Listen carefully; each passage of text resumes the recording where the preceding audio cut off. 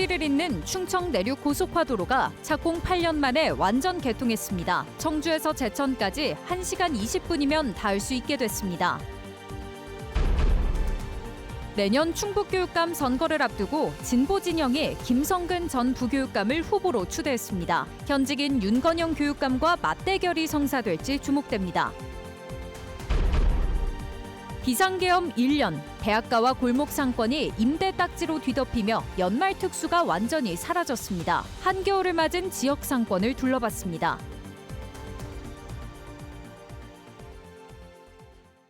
시청자 여러분 안녕하십니까? 계속해서 뉴스데스크 충북입니다.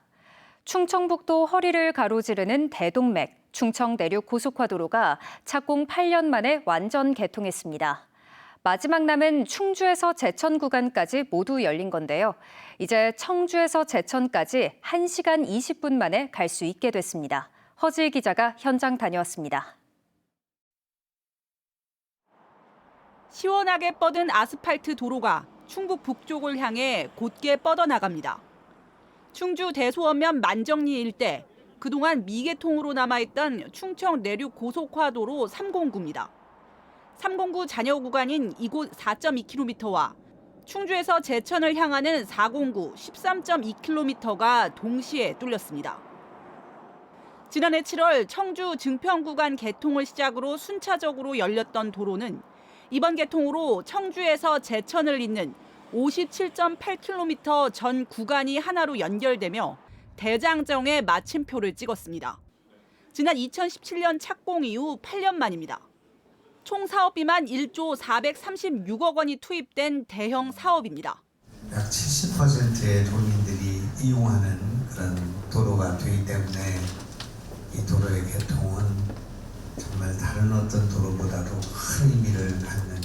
이번 완전 개통으로 청주에서 충주까지는 50분대, 제천까지는 1시간 20분대로 이동 시간이 획기적으로 단축됩니다. 기존 국도를 이용할 때보다 40분 이상 줄어들면서 물류 비용 절감 효과도 상당할 것으로 기대됩니다.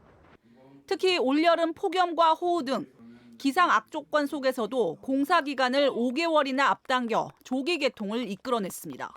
작업 가능 일수가 현저하게 좀 부족했습니다. 시공사 본사 차원에서 장비와 인력을 추가 투입하고 효율 작업도 적극 지원하여 이러한 어려운 부족한 공정을 만회할 수 있었습니다. 다만 과제도 남아 있습니다. 고속화도로에서 충주 시내로 진입하는 관문인 대소원면 검단대교는 오는 2028년이나 돼야 준공될 예정입니다. 충주시는 1,150억 원의 시비를 투입해 연결 도로망을 확충하고 새로운 동력으로 삼겠다는 계획입니다. 충주 시민들이 시내를 통과하자마자 바로 청주까지 갈 수 있는 신호등 없는 도로를 이용할 수 있습니다. 충북의 남과 북을 잇는 새로운 동맥이 뚫리면서 지역 균형 발전과 경제 활성화라는 두 마리 토끼를 잡을 수 있을지 주목됩니다. MBC 뉴스 허지입니다. 음성군 원남면의 한 종우리 농장에서 고병원성 조류 인플루엔자가 확진됐습니다. 충청북도는 지난 22일 2.7km 떨어진 산란계 농장에서 고병원성 AI가 발생한 뒤 예찰 검사를 하다 해당 농장에서 고병원성인 H5N1형 바이러스가 검출됐다고 밝혔습니다. 방역당국은 사육 중인 종오리 만여 마리를 살처분하고 반경 10km 방역대 안에 있는 농장의 가금류에 대해 이동을 제한한 뒤 정밀 검사를 진행하고 있습니다. 이번 고병원성 조류 인플루엔자 확진은 올겨울 충북에서는 5번째, 전국적으로는 25번째입니다. 최근 충북도 내 조류 인플루엔자 확산에 따라 증평군도 새해 해맞이 행사를 취소했습니다.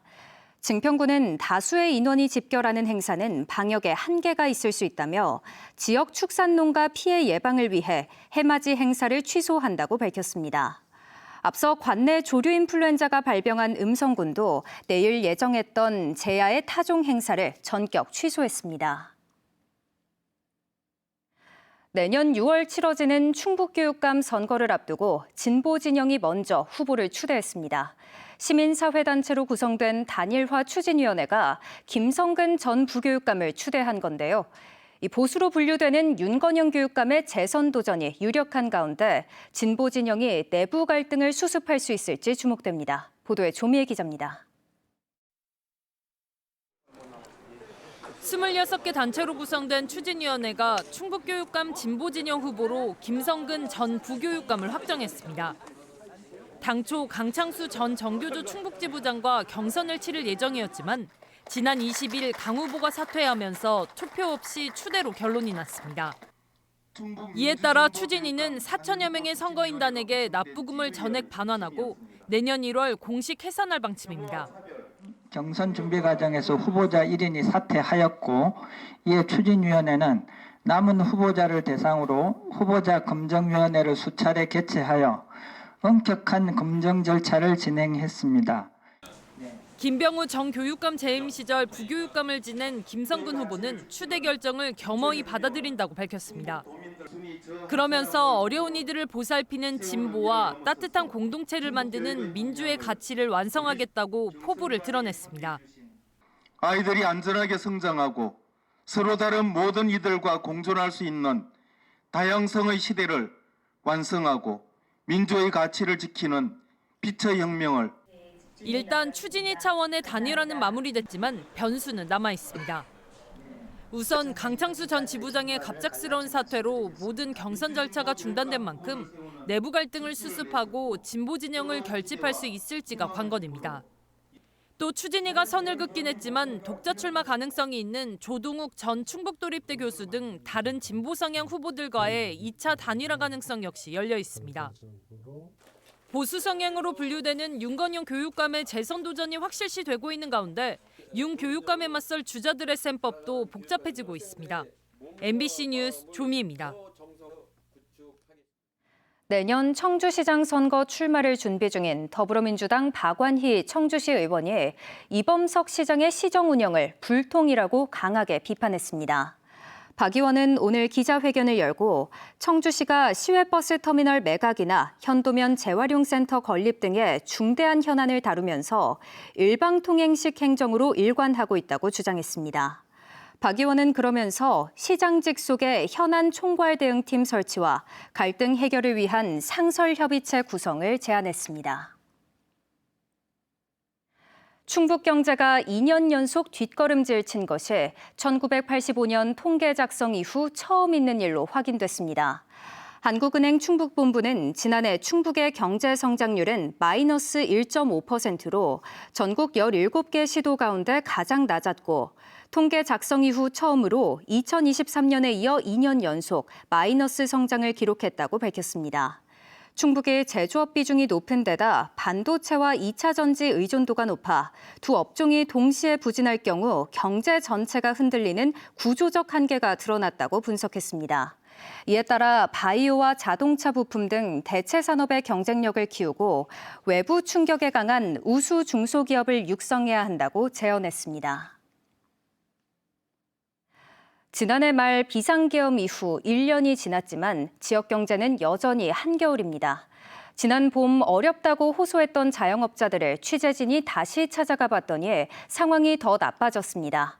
대학가에는 임대 딱지가 도배됐고 연말 특수도 사라졌습니다. 김영일 기자가 현장 취재했습니다.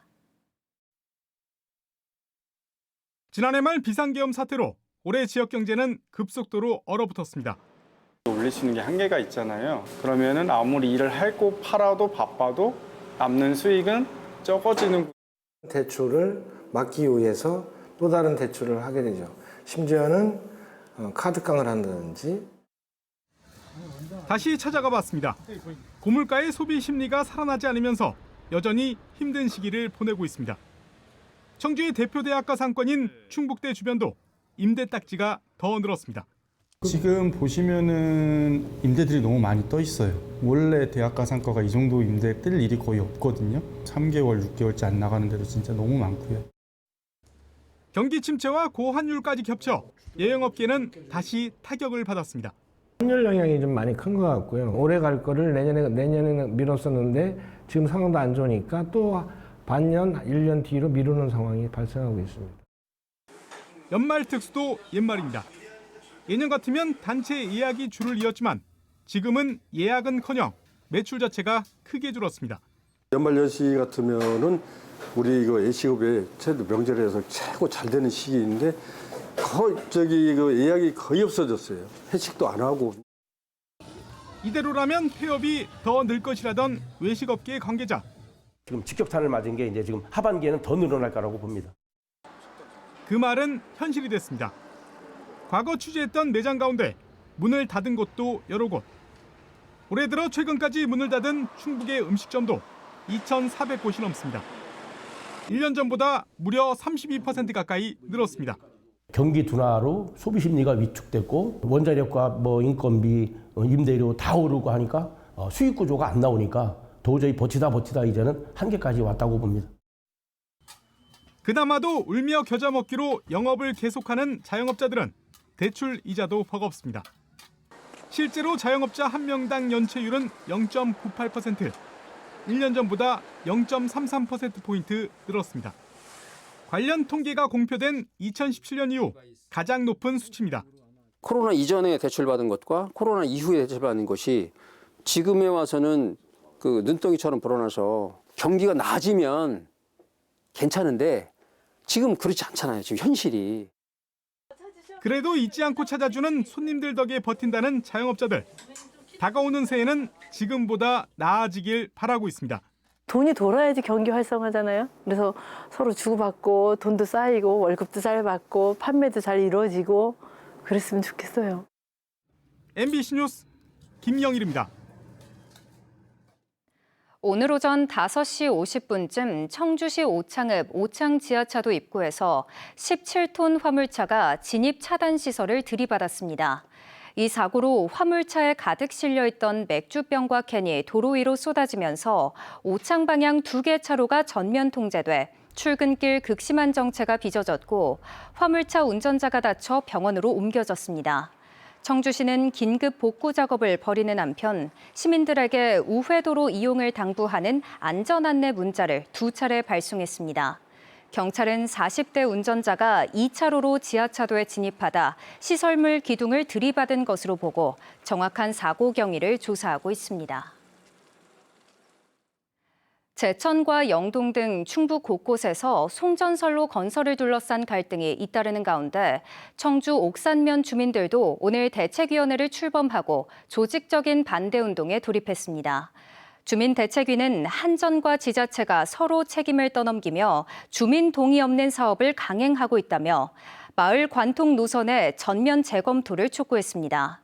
이어 공사를 강행한다면 법적 대응을 포함해 끝까지 저항하겠다고 경고했습니다.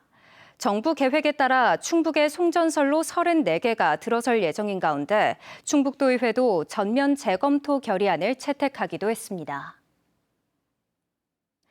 SK하이닉스가 운영하는 발달장애인 핸드볼 지원 사업이 2025 유네스코 지속가능 발전교육 공식 프로젝트에 선정됐습니다. SK하이닉스는 지난 2019년 자회사인 장애인 표준사업장 행복모아에 핸드볼 팀을 만든 것을 시작으로 지금까지 전국에 10개 팀 창단을 지원해왔습니다. 뉴스를 마칩니다. 고맙습니다.